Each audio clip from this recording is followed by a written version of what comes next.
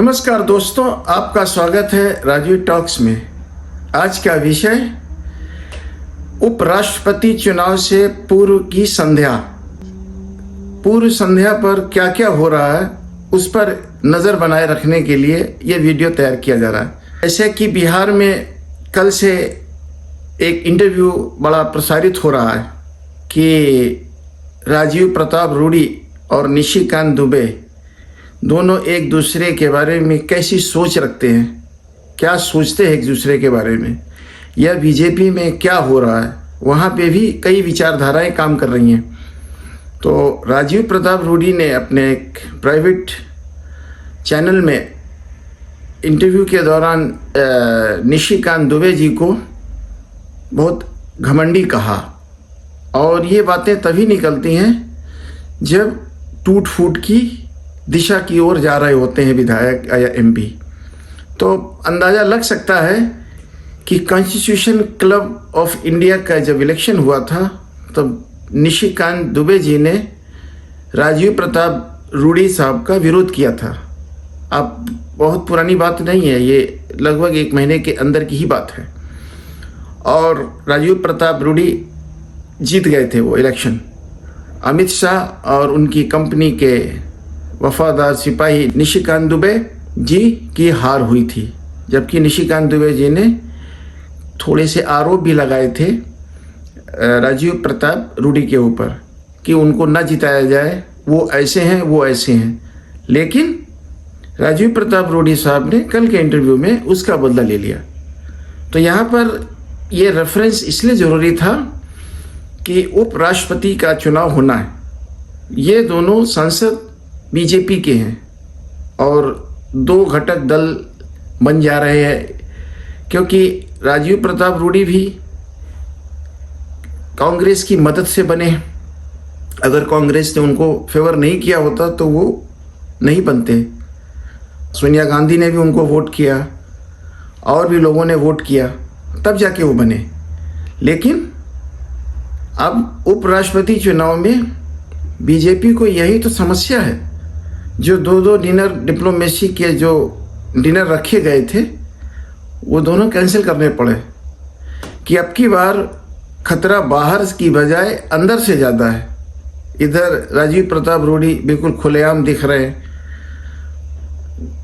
नितिन गडकरी के बारे में क्या कहना, उनके बेटों का इथेनॉल स्कैम में नाम निकाला तो वो कितने प्रसन्न होंगे और वो मोदी साहब को वोट देंगे, ये तो कहा जा सकता है।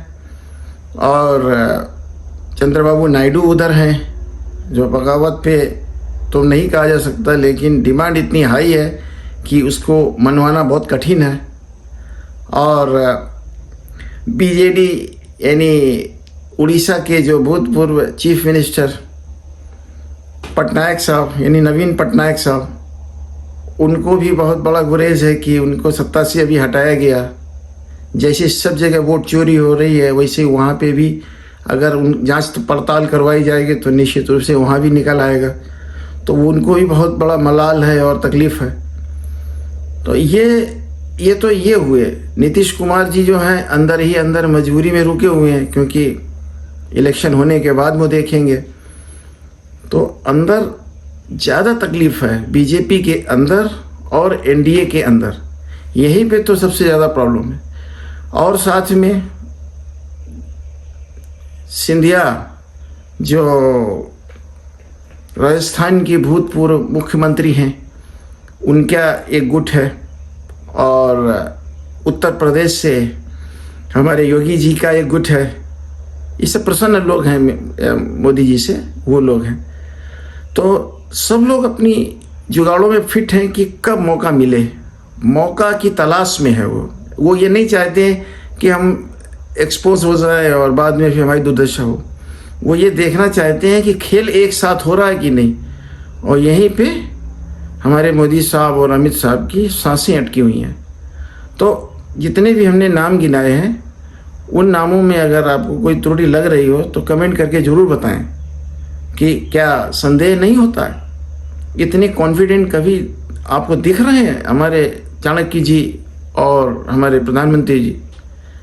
लेकिन इलेक्शन तो घोषित हो गया है, तो देंगे ही।